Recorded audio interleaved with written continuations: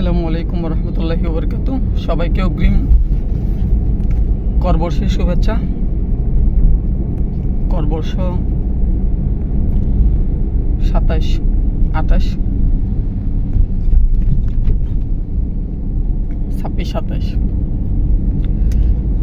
এই মাসের আপনাদের আর লাস্ট 12 দিন যারা নতুন বিনিয়োগ, সঞ্চয়পত্র, ইনভেস্টমেন্ট ইত্যাদি করতে চান করে ফেলতে পারবেন।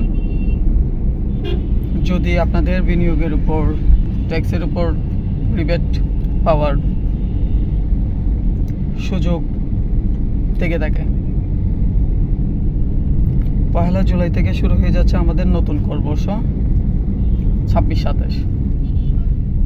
কাজে আপনারা এই শেষ সময়ে আপনাদের বিনিয়োগ সঞ্চয়পত্র যদি করার থাকে করে ফেলতে পারেন। ধন্যবাদ।